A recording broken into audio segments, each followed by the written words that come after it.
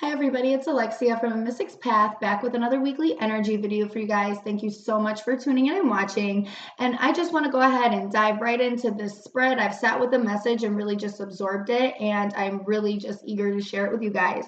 So what I'm seeing is a big energy surrounding our shadow selves, the things that we don't talk about, the things that are really buried underneath, parts of ourselves we don't like to show, things that have happened, trauma that has happened, things that we kind of just keep buried down that we don't like to admit that's there, and a lot of sadness around this energy. This is because, one, we are still in Pluto retrograde. There's a lot of transformation and a lot of reworking that needs to happen here. Also, Saturn is retrograde, transformation, reworking happen here. But Pluto represents the shadow sides and the dark sides and transformation and death and release. And also, we have had this full moon in Scorpio that was just on Saturday, and it's Monday now, so we're still feeling these energies. And Scorpio is so intense that it really kind of spills over, and we are kind of getting hit with both Scorpion energy from the full moon being in Scorpio a few days ago, as well with Pluto retrograde still really working and trying to transform our lives. Now, where this energy is going to hit us, we get Guardian and the Mambo of Radha.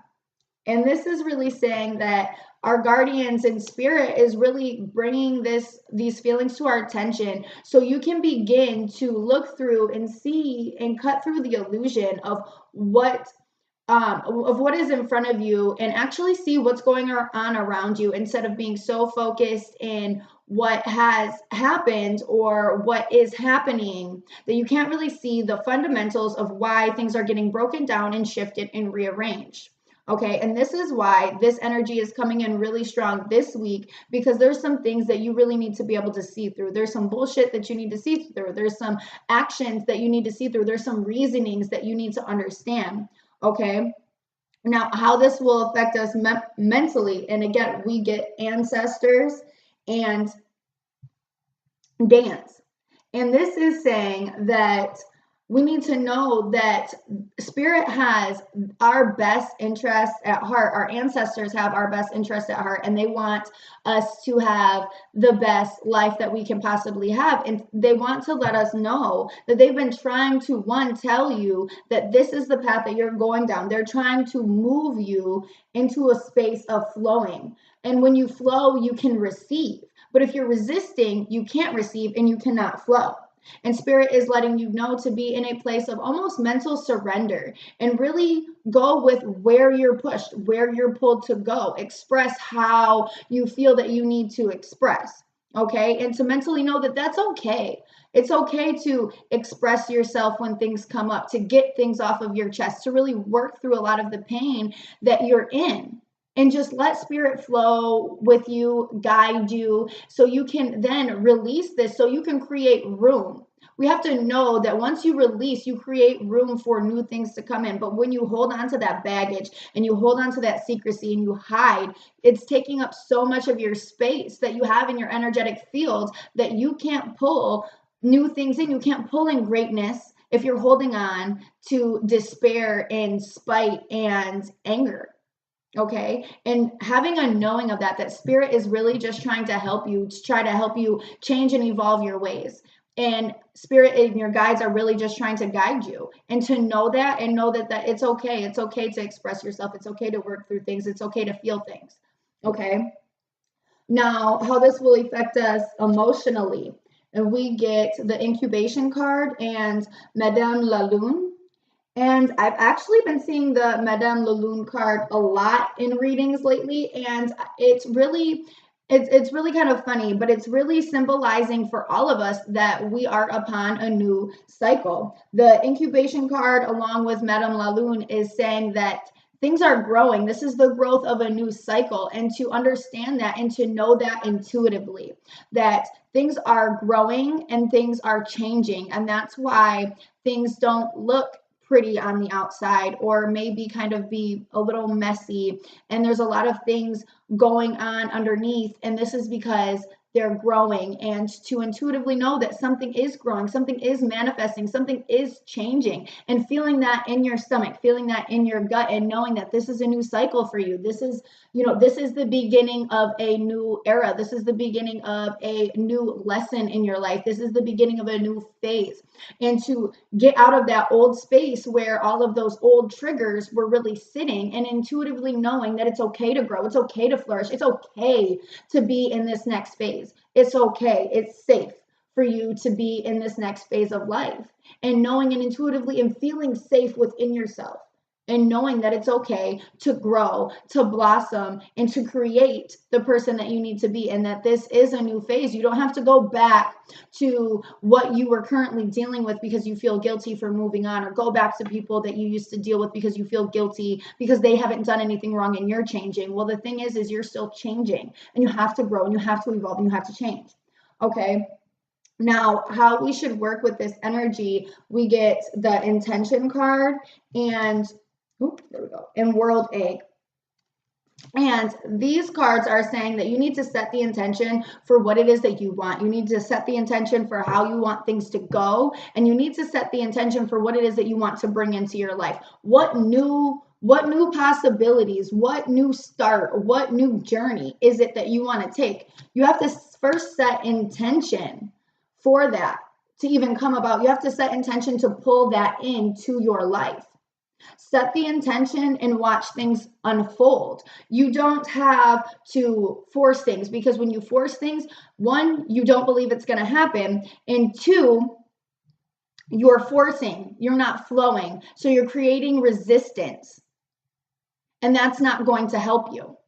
Okay? Set the intention on what you want and let it unfold.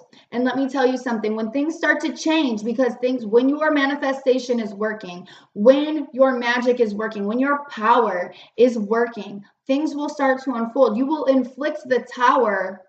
And I speak in tarot terms because the tower is just such a powerful card, and it really represents coming in and mixing things up and striking things down, changing things as you know it. Well, when you're asking for change and you're asking for things to be different, you are inviting that tower energy in to break down the structures that you already have in place, to rework for what it is that you're asking for. You will see breakdowns. You will see relationships break down. You will see jobs break down and lose a job. And you're like, I don't understand. I'm working for this, and now like my life is falling apart. No, it's not falling apart. You've set the intention for what it is you want to bring in your life, but your current life doesn't hold space for what you're trying to bring in. So now you have to rework, and you have to change things. So now you have to flow. You have to accept that things are going to change. You have to accept that things are going to get broken down, because they have to be built back up to be able for you to receive what it is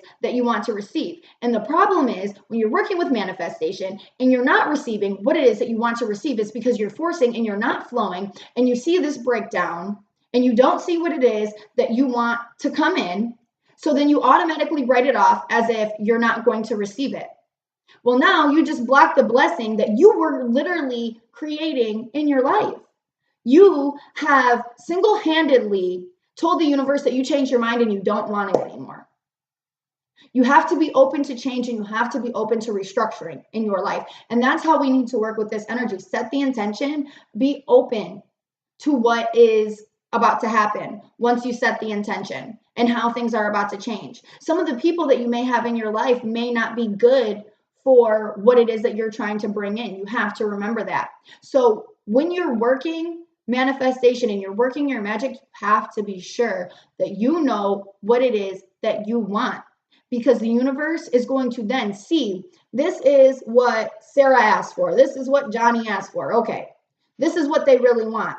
Well, now we have to change some things around to bring this in, because you don't have room yet.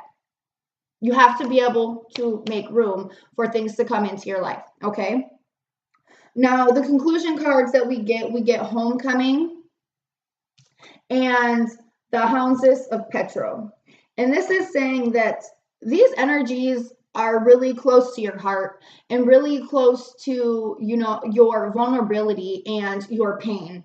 And there's a lot of rage that still sits in with you. There's a lot of sadness. There's a lot of anger. There's been sadness that has been transmuted into anger, that's been transmuted into rage, that's been transmuted into self-destruction.